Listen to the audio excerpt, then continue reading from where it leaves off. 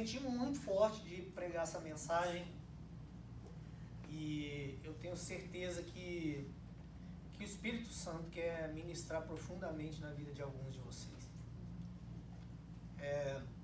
Eu queria que você abrisse aí a sua Bíblia no Evangelho do nosso Senhor Jesus, segundo Mateus, capítulo 11. Segundo o Evangelho de Mateus diz. Mateus, Evangelho de Mateus, capítulo 11, e nós vamos ler do 28 ao 30. Um texto bem conhecido, um texto muito lindo e uma promessa tremenda de Deus para mim e para você, amém? Diz assim: vinde a mim todos os que estáis cansados e sobrecarregados, e eu vos aliviarei.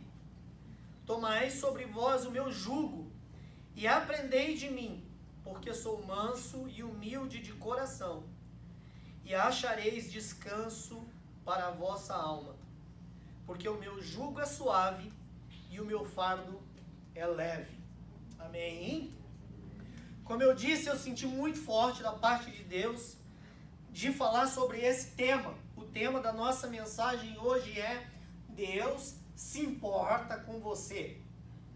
Eu estou tentando encontrar umas camisetas aí meio que para associar com a mensagem. Eu acho que essa aqui é a mais próxima que eu encontrei, né? Deixe Deus levantar os seus pesos, né? Não é Gold's Gym, é God's Gym. Amém?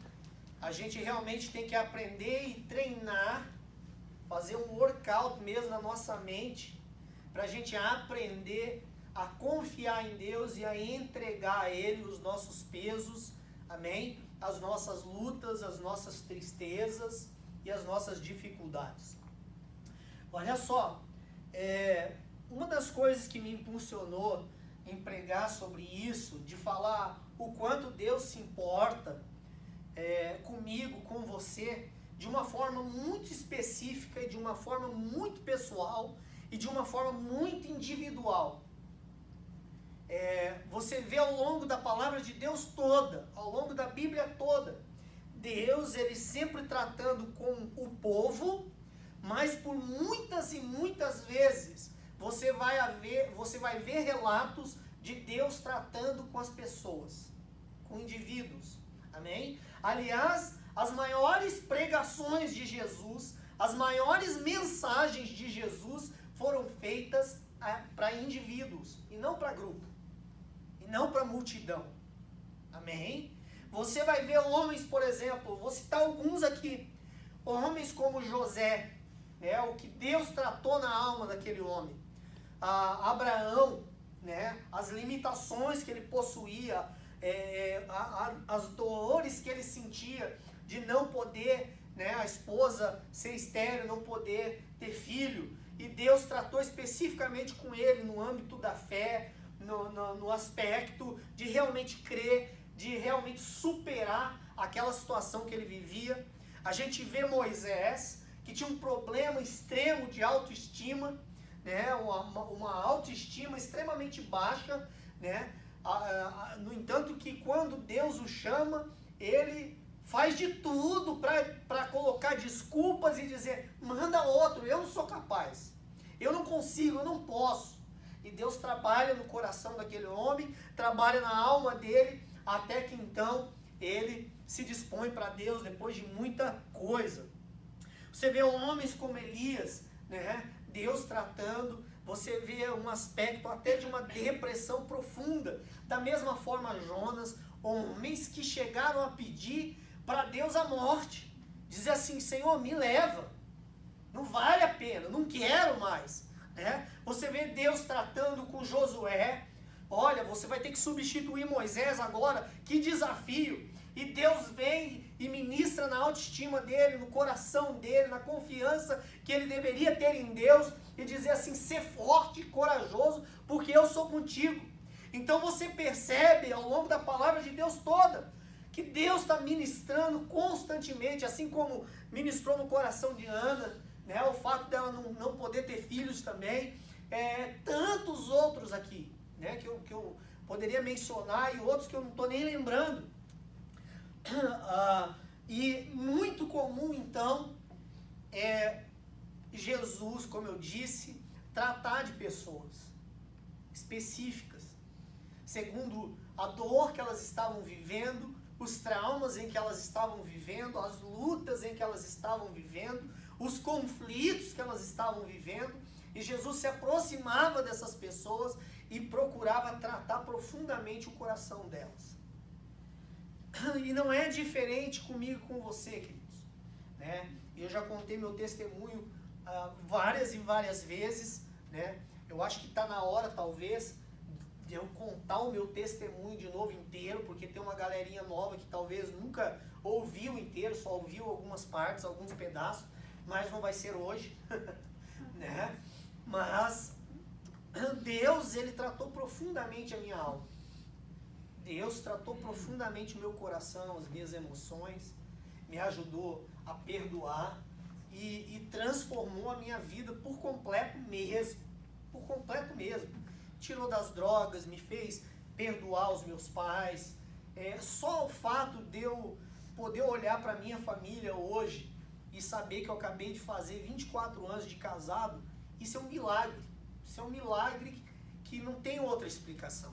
Por causa da referência que eu tive de família, né? A referência de pai, a referência de mãe, eu não tive. Então, para mim, quando eu vejo a minha família, quando eu vejo meus meninos envolvidos na casa de Deus, tocando, né? O David aqui, o Júnior lá, e firmes com Deus, para mim isso é um milagre. Para mim eu vejo isso como pura graça de Deus. Amém? Mas isso é fruto de que um dia Deus, Ele foi profundamente tratar do meu coração e da minha alma. E continua fazendo. Porque esse processo ele não termina de uma hora para outra.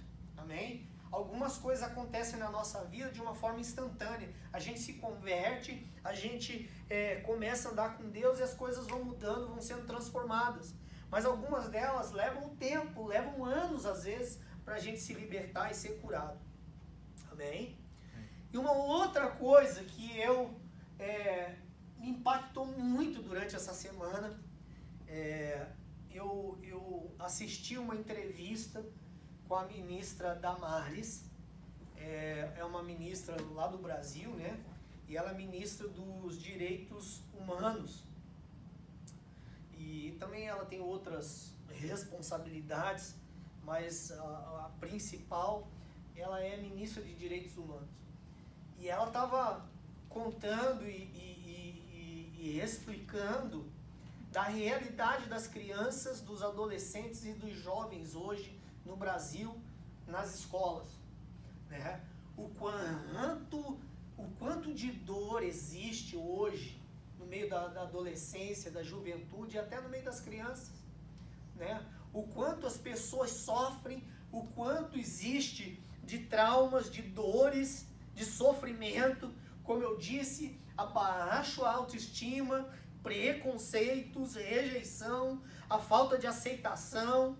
E hoje eu acho que tudo isso ainda, talvez você pense, lá vem o pastor Nelson falar da mídia social de novo, mas a mídia social contribui para essas coisas. Contribui muito para a comparação, contribui muito para você não ter relacionamentos interpessoais, ou seja, o que nós temos aqui, né, de olho no olho, de conversar, de orar, de pegar na mão, de realmente se abrir um com o outro, né? Assim pelo menos deve ser. Mas as pessoas, por causa da mídia social, por causa da tecnologia, cada vez se afastam mais desses relacionamentos. E aí a solidão entra, a depressão entra e tantas outras coisas vão entrando no coração da juventude, né? A gente vê abusos de todo tipo, abusos verbais, abuso físico, abuso até sexual, né? E isso às vezes provindo, né? Vindo dos pais, vindo dos familiares e vindo de amigos, às vezes mais próximos, né? E isso tem ferido as pessoas, machucado as pessoas profundamente, né? O bullying é uma palavra muito usada hoje em dia, né? O quanto as pessoas são vítimas do bullying, né? Da zoação, da zoeira, né? Das brincadeiras que ferem, que machucam, às vezes apelidos, ou às vezes pessoas que pegam uma característica sua e sabe, te machuca, te fere por causa daquilo. A falta de compreensão dos pais, às vezes, e eu me coloco junto, né? Porque eu sou pai, e uma coisa que eu aprendi, que pai e mãe, na grande maioria das vezes, escuta isso, eu não estou dizendo todos não, mas na grande maioria das vezes, a gente erra sem querer errar.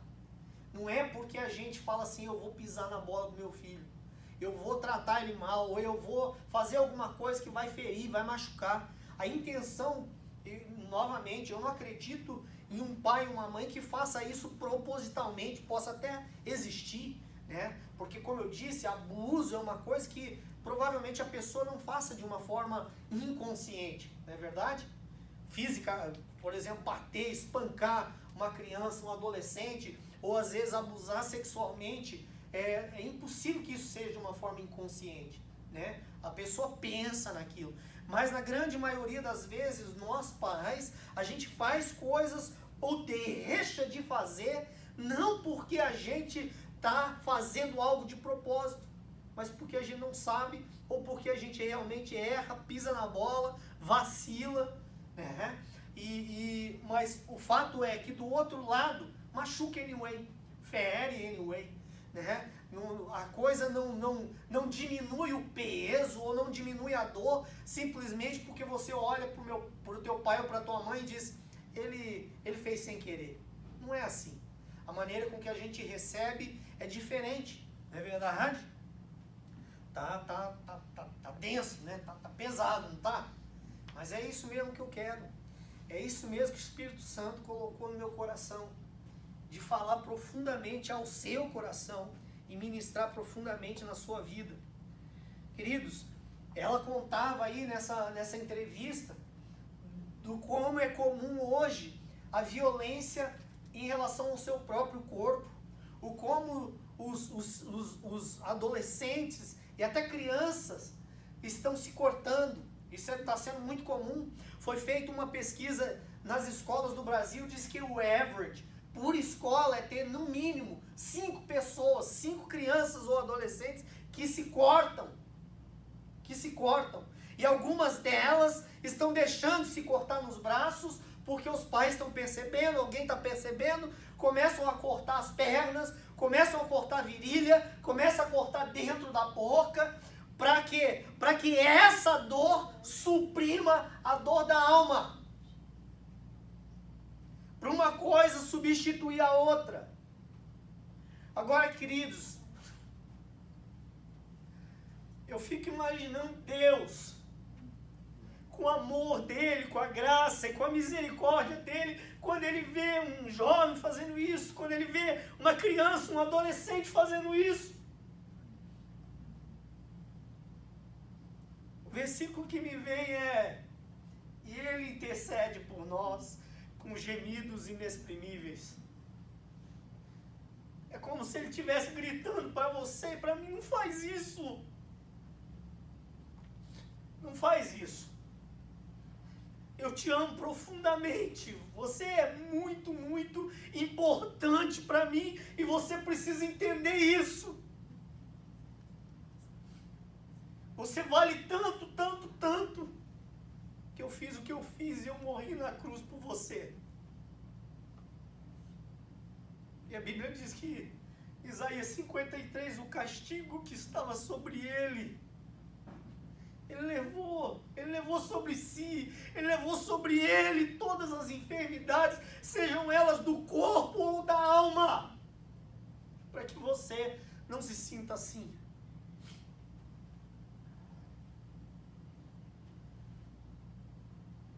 E eu percebo, e isso eu uso muito como exemplo na minha própria vida, na minha própria experiência. Tem alguns, queridos, que conseguem perceber Aonde que está a origem disso? Aonde que está a raiz disso?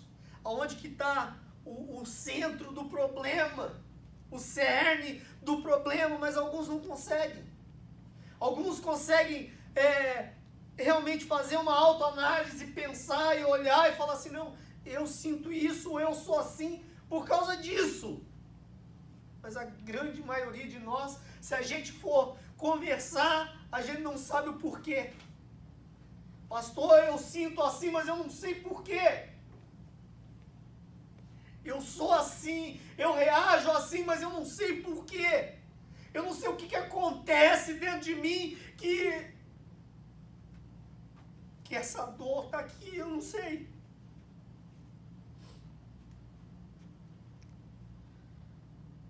E eu comecei a fazer uma pequena pesquisa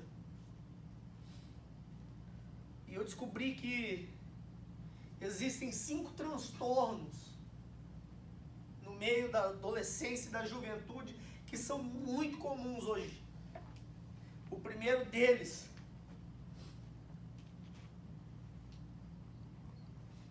depressão e distimia. Depressão, todo mundo sabe o que é. Pelo menos já ouviu falar. Pode ser definido como uma tristeza profunda, constante, pode levar a choro, pode levar a falta de apetite ou, pelo contrário, o exagero de comer muito. A depressão afeta, eu já contei aqui, eu nem sei quanto tempo atrás, graças a Deus, mas eu vivi um período de depressão profunda, quase 9 meses, assim, em que eu pedi para Deus a morte, de verdade mesmo. Eu não sentia mais razão de viver. Você fala assim, meu Deus, o pastor? O pastor.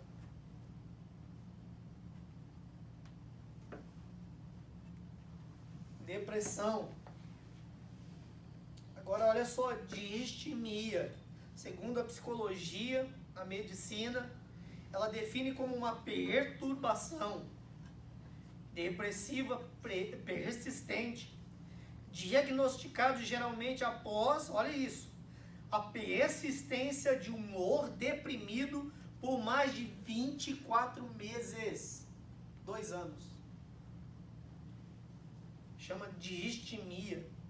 Associado a outros sintomas, tais como apetite diminuída ou aumentada, insônia ou a hiperinsônia, a baixa de energia ou fadiga e a baixa autoestima. O segundo transtorno muito comum, o transtorno de ansiedade. As expectativas que os adolescentes podem ter e que os outros podem ter sobre ele pode levar a sofrer um forte estresse. A gente falou sobre decepção, algumas semanas atrás, mas essa questão da expectativa é muito séria. A expectativa não só que a gente tem em relação às pessoas, mas a expectativa que eu mesmo crio a respeito de mim mesmo. Que às vezes eu não vou dar conta. Eu coloco uma expectativa aqui em cima. Eu vou tirar 9 naquela prova. E aí você não consegue. Ou aquele que é atleta, coloca um objetivo. Eu vou correr, ou eu vou fazer isso, eu vou fazer aquilo, tentando se superar, tentando, e não consegue. E aí, por causa dessa expectativa frustrada, se torna em um transtorno. O transtorno que causa anorexia, bulimia, transtorno de atração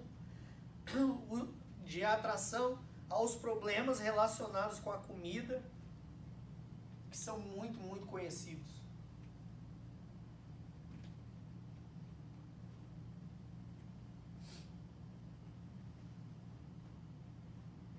transtorno antissocial e negativista. Violência, rebeldia, não respeitam nada,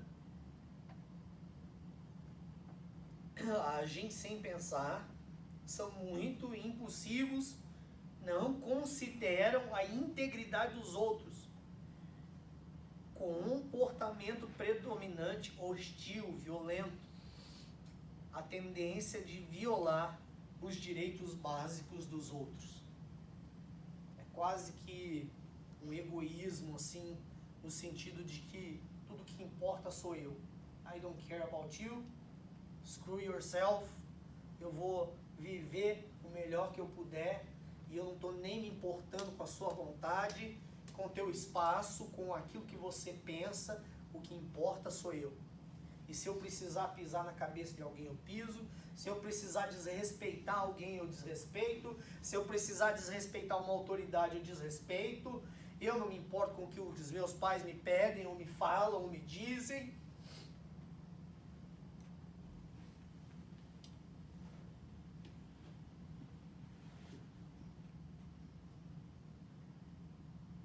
Um outro transtorno, fobia social. A dificuldade de interagir com pessoas desconhecidas ou ter que ir a um lugar cheio de pessoas pode significar um desafio tremendo. Como eu disse, as mídias sociais, elas têm contribuído para isso. A tecnologia tem contribuído para isso. As pessoas cada vez mais têm o olho no olho. As pessoas cada vez menos têm o olho no olho. Cada vez menos se relacionam assim, de uma forma natural, de uma forma verdadeira. Tudo é digital, tudo é comentário, tudo é texto, tudo é isso, tudo é aquilo, mas não tem mais aproximação das pessoas. Essa mulher, ela conta, essa ministra, né, na entrevista, uma outra coisa que ela conta, que alguns jovens, por causa dos seus vícios de games, mas eu tô falando de coisa doentia, pessoas que passam horas e horas e horas e horas e horas em videogames. Tem pessoas que estão comprando fralda geriátrica. Sabe o que é isso? As fraldinhas que os velhinhos ou uma pessoa enferma utiliza porque não pode ir ao banheiro.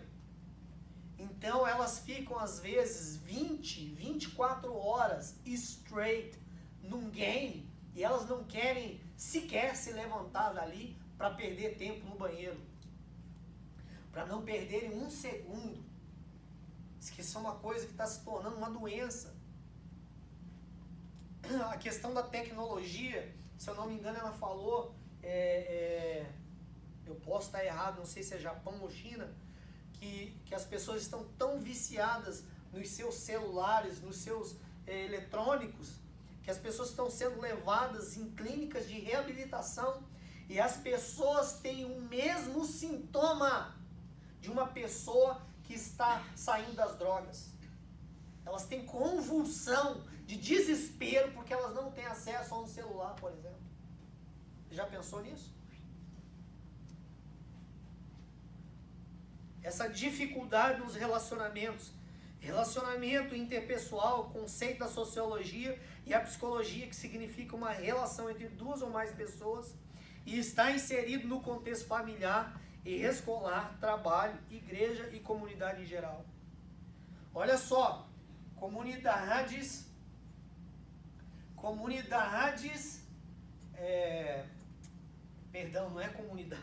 necessidades emocionais não supridas. Isso é muito sério. Expectativas muito altas. A maneira com que nós, escuta isso aqui, expressamos e recebemos amor. Por isso que eu estou falando de necessidades não supridas. Porque isso é uma coisa muito séria. Eu não sei quantos aqui lembram quando eu fiz uma série de mensagens do You Know How to Love? Alguém lembra dessa série de mensagens? E eu falei muito sobre isso.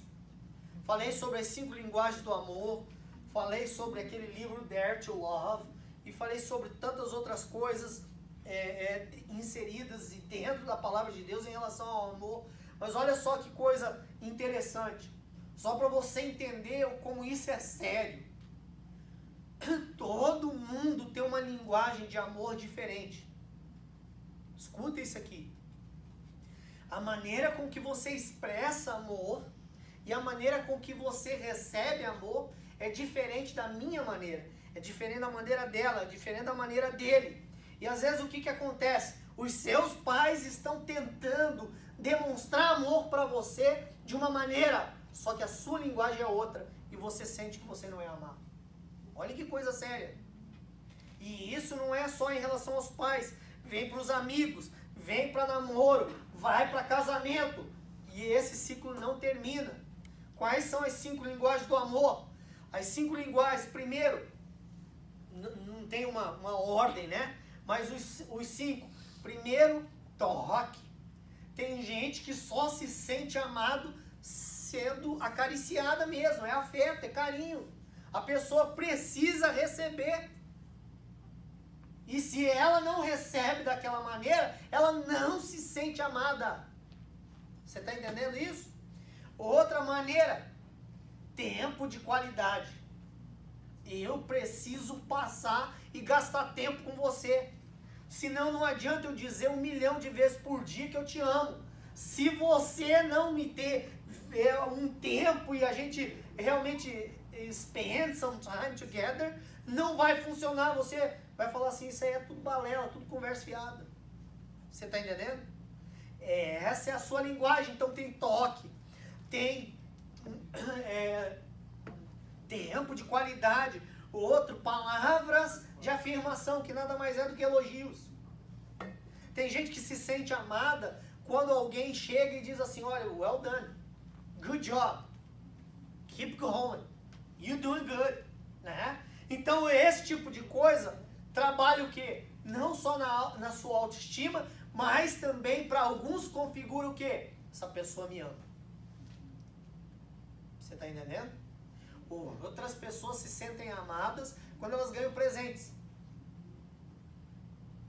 Você ganha um presente aqui, essa pessoa me ama. Meu pai me ama. Me deu isso que eu queria tanto, me deu aquilo que eu queria tanto. E é uma expressão de amor. Você está entendendo? A outra, deixa eu ver aqui. Atos de serviço. Isso é muito, por exemplo, forte para mim. Atos de serviço, que é o quê? O que eu faço para você ou o que você faz para mim. Então, minha esposa cozinha, ela lava minha roupa, ela cuida da casa. Isso para mim é amor. Amém? É a minha linguagem principal é essa. Eu me sinto amado quando isso é feito para mim. Falei das 5? Yeah. Mas você está entendendo? Olha só. Vamos dizer, a minha esposa é palavras de afirmação, elogios, né? E eu pego e faço tudo dentro de casa. Eu sou um cara organizado, eu corto a grama, eu lavo o carro dela, eu faço uma série de coisas. Para ela, careless com essas coisas. Ela vai agradecer, não, muito obrigado. Mas para ela não é uma expressão de amor, você está entendendo? É diferente quando eu elogio, quando eu realmente digo palavras de afirmação, palavras que vão colocar para cima, palavras de incentivo, palavras que vão ajudar o que? Na autoestima. Você está entendendo? E isso é interessante a gente saber, porque funciona em relação a pais e filhos, filhos e pais, é a mesma coisa, mas funciona para qualquer nível de relacionamento. E um dia quando você estiver namorando, um dia quando você estiver para se casar, é extremamente importante que a pessoa saiba a sua linguagem e você saiba a dela. Não estou dizendo que isso vai resolver todos os problemas, mas uma grande parte, porque você vai saber como suprir. Amém? Eu vejo outra coisa, queridos. pessoas que precisam, mas que às vezes não são supridas, como eu disse, das suas necessidades. Não são supridas a nível de segurança, de sentido, de significado, de aceitação, de amar, de ser amado, de receber carinho, de dar carinho, de receber elogios, de dar elogios, de receber disciplina. Você sabia que disciplina é uma expressão de amor também? A própria palavra de Deus diz isso. Quem ama, corrige. Quem ama, disciplina. Você está entendendo? Então, às vezes, o teu pai, a tua mãe é duro com você, te disciplinando, te corrigindo. Isso é uma expressão de amor. Amém? Colocando limites para você, ó, não vai fazer isso. Você não vai lá. Você não vai chegar a esse horário. Ou coisas semelhantes. É expressão, sim, de disciplina e de amor por você. Só que às vezes a gente não entende dessa maneira. Uma coisa que eu coloquei aqui, queridos, que eu só estou na introdução ainda, né? Jesus me ajuda.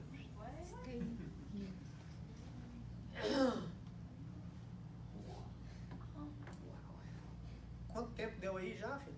30 minutos. Muito tempo. 30? Então tem mais 30, tá bom. Olha só.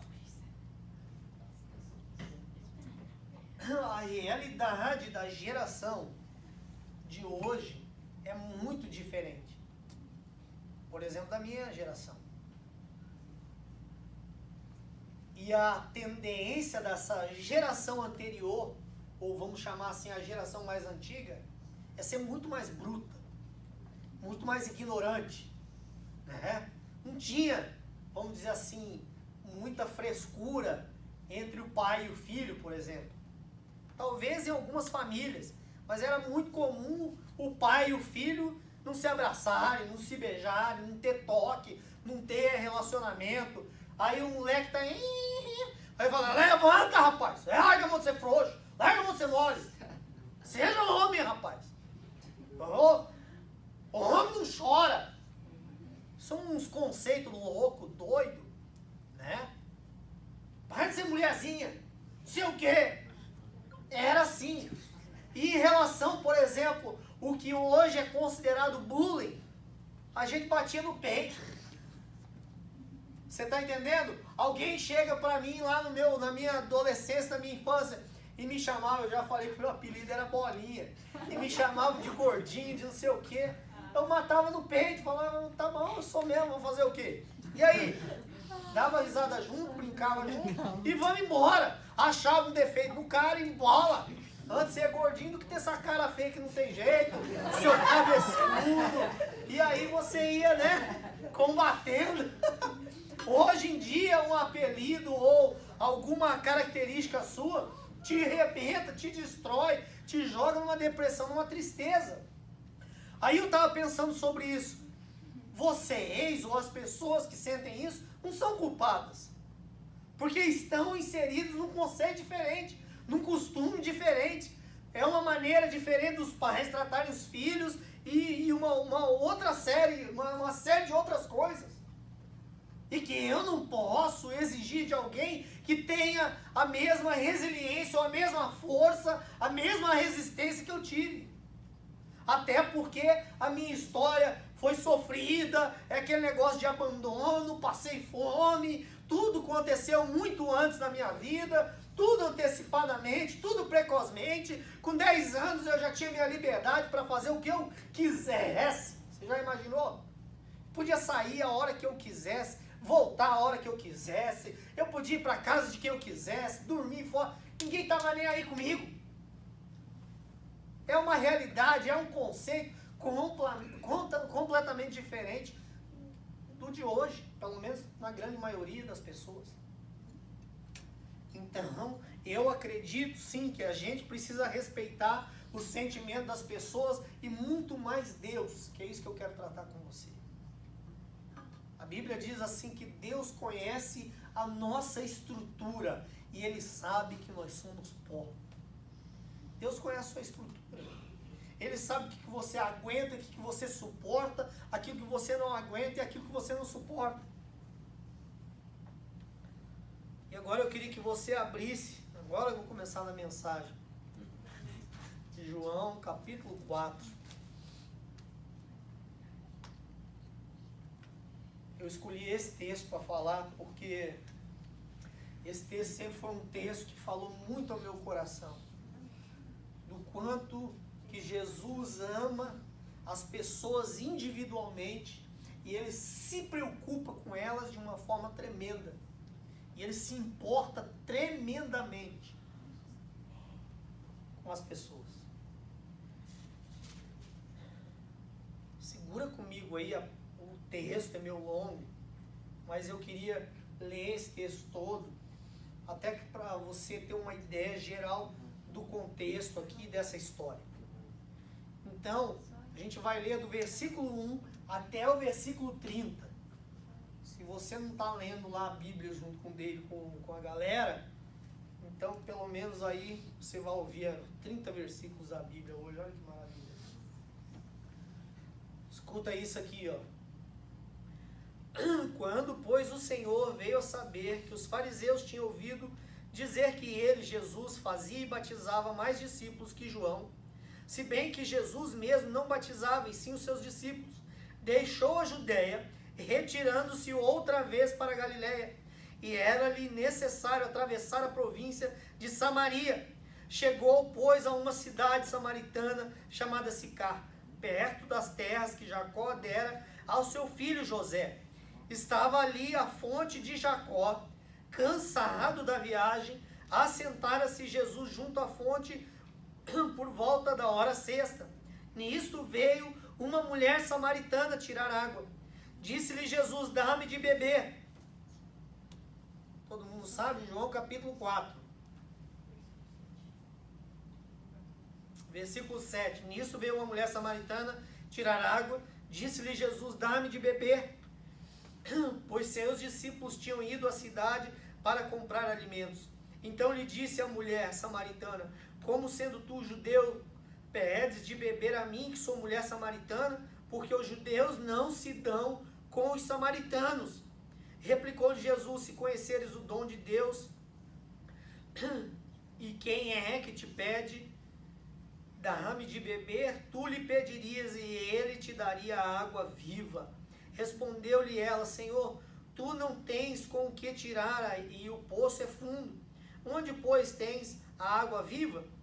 És tu, porventura, maior do que Jacó, o nosso pai, que nos deu o poço, do qual ele mesmo bebeu, e bem assim seus filhos e seu gado? Afirmou-lhe Jesus: quem beber desta água tornará a ter sede. Aquele, porém, que beber da água que eu lhe der, nunca mais terá sede. Pelo contrário, a água que eu lhe der será nele uma fonte a jorrar para a vida eterna. Disse-lhe a mulher: Senhor, dá-me dessa água para que eu não mais tenha sede, nem precise vir aqui buscá-la. Disse-lhe Jesus: vai, chama teu marido e vem cá. Ao que lhe respondeu a mulher: não tenho marido. Replicou-lhe Jesus: bem disseste, não tenho marido, porque 5 maridos já tiveste, e este que agora tens não é teu marido. Isso disseste com verdade. Senhor, disse-lhe a mulher: vejo que tu és profeta. Nossos pais adoravam neste monte. Vós, entretanto, dizeis que em Jerusalém é o lugar onde se deve adorar. Disse-lhe Jesus: mulher, pode crer-me que a hora vem, quando nem neste monte, nem em Jerusalém adorareis o Pai. Vós adorareis o que não conheceis. Nós adoramos o que conhecemos, porque a salvação vem dos judeus. Mas vem a hora, e já chegou, que os verdadeiros adoradores adorarão o Pai em espírito e em verdade, porque são estes que o Pai procura para seus adoradores. Deus é espírito, e importa que os seus adoradores o adorem em espírito e em verdade. Eu sei, respondeu a mulher, que há de vir o Messias, chamado Cristo. Quando ele vier, nos anunciará todas as coisas. Disse-lhe Jesus: eu sou, eu que falo contigo. Neste ponto chegaram os seus discípulos e se admiraram de que estivesse falando com uma mulher. Todavia, nenhum lhe disse: que perguntas? Ou por que falas com ela? Quando a mulher deixou o seu cântaro, foi à cidade e disse àqueles homens: vinde comigo e vede um homem que me disse tudo quanto tem feito. Será este porventura o Cristo? Saíram, pois, da cidade e vieram ter com ele. Nesse interim, os discípulos lhe rogavam, dizendo: mestre, come. Mas ele lhe disse: uma comida tenho para comer, que vós não conheceis. Era até o 30, desculpe, gente. Saíram, pois, da cidade e vieram ter com ele. Só até aqui. Queridos, olha só. O que me impressiona nessa história aqui, por isso que eu fiz questão de lê-la inteira, é porque Jesus aqui, ele quebra todo o protocolo que havia. Ele quebra todos os preconceitos. Tudo aquilo que se dizia assim, não é possível, não pode ser feito. Jesus fez de uma forma proposital, simplesmente para ele tocar na vida daquela mulher e curar a vida daquela mulher. Olha só algumas coisas aqui. Jesus quebrou, queridos, o preconceito racial. O próprio texto aqui diz... Preciso tomar água aqui, gente, porque senão já estou ficando rouco.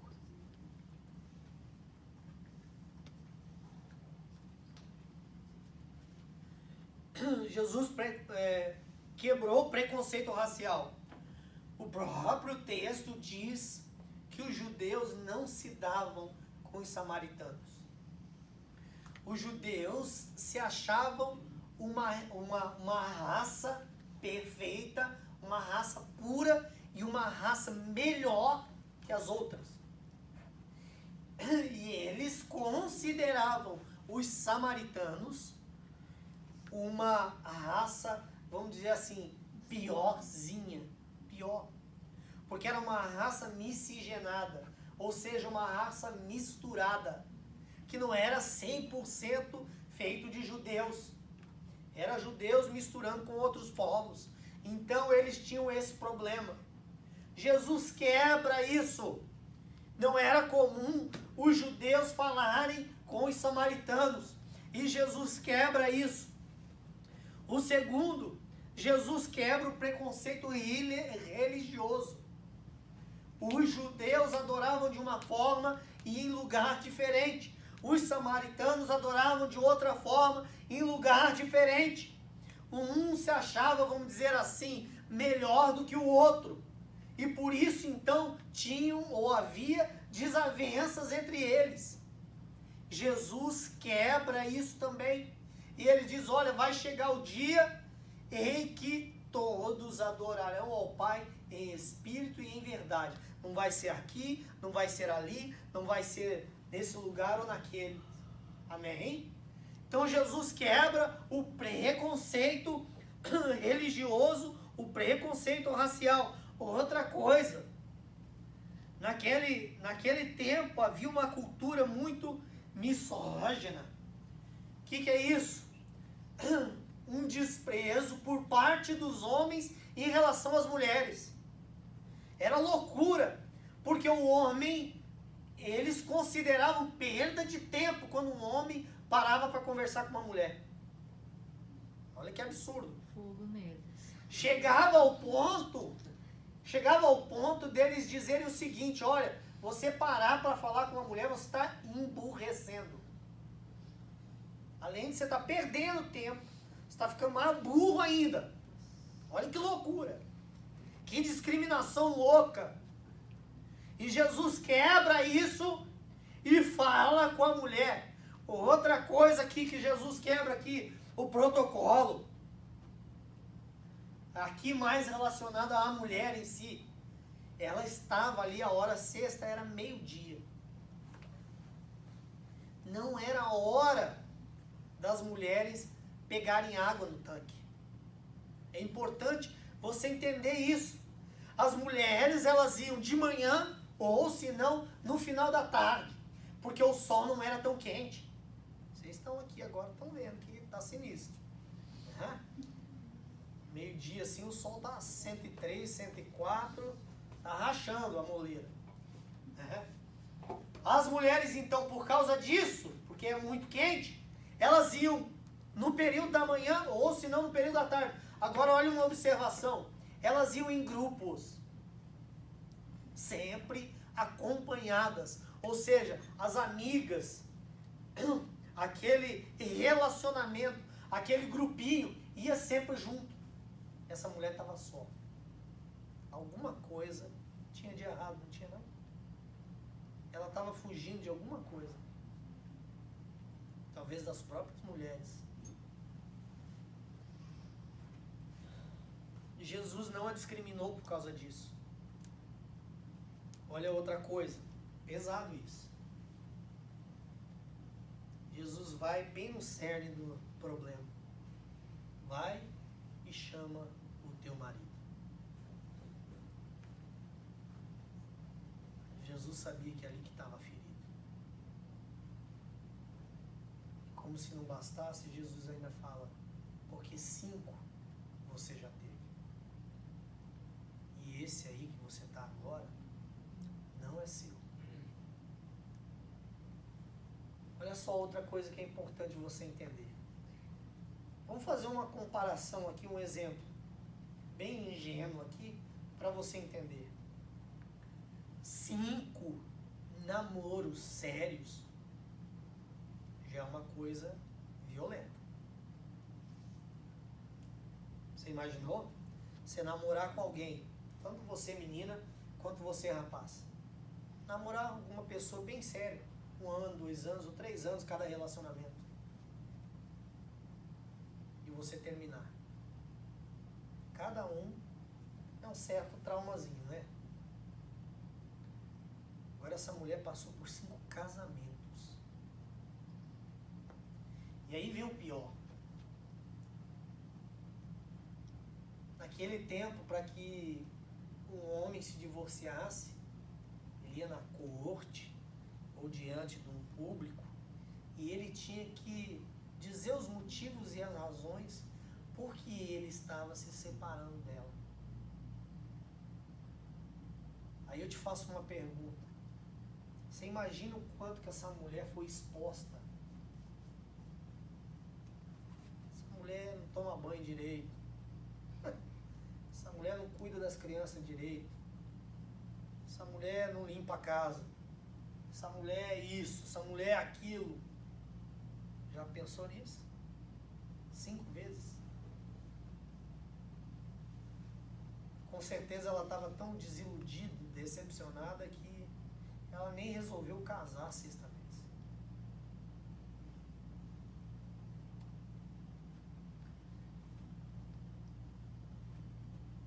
Ela estava pensando que a solução viria de uma forma natural.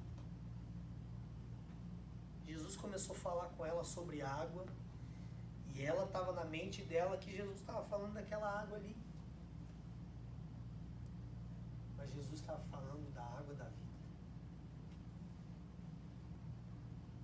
De algo espiritual. E ele disse, olha, aquele que crê em mim, dele vai fluir rios de águas vivas. O Espírito Santo vai habitar aí. O Espírito Santo que vai produzir isso. Você não vai ter mais sede. Você não vai precisar vir mais desse poço aqui, achando que é isso aqui que é a sua solução, o seu problema.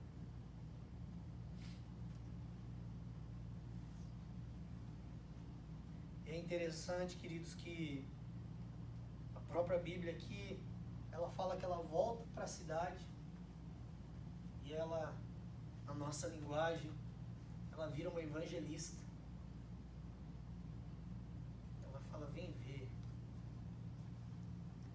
um homem que disse tudo ao meu respeito, um verdadeiro profeta, um verdadeiro homem de Deus.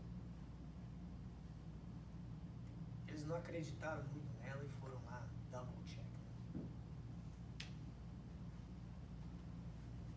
Alguém lá, mano.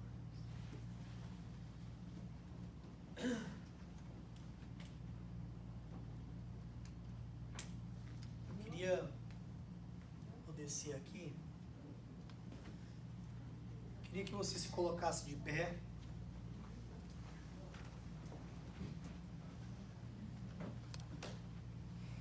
Eu gostaria de te convidar a você fechar os teus olhos agora. Todo mundo com os olhos fechados.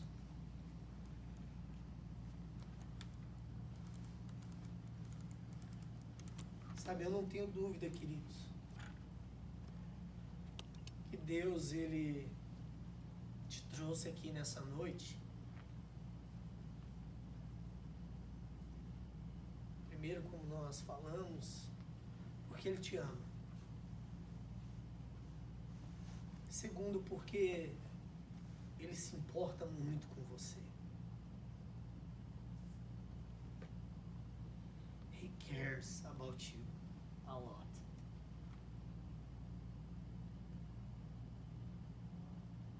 E Deus, Ele conhece a tua história. Deus conhece as tuas experiências. Deus conhece o teu coração. Deus conhece tuas dores. Deus conhece teus traumas.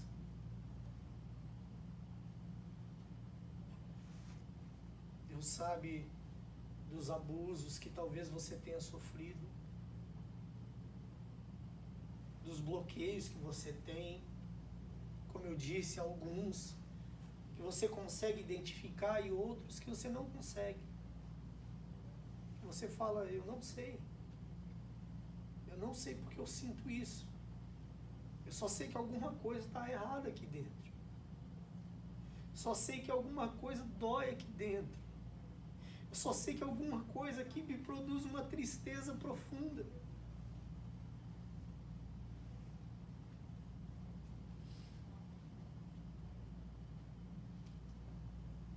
Eu gostaria que você convidasse o Espírito Santo de Deus. Você dissesse, Espírito Santo, ministra no meu coração agora.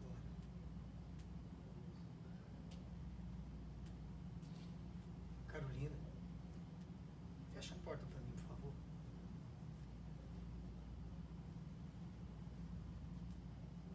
Espírito Santo, diga assim para ele, eu preciso de ti.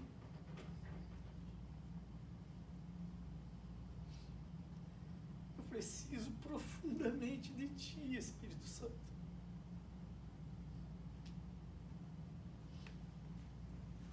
O Senhor conhece minha dor, o Senhor conhece minha tristeza. O Senhor sabe exatamente, Senhor, a razão, a origem, o motivo. O Senhor conhece o cerne dessa questão, desse problema, desse sofrimento que às vezes eu não tem explicação.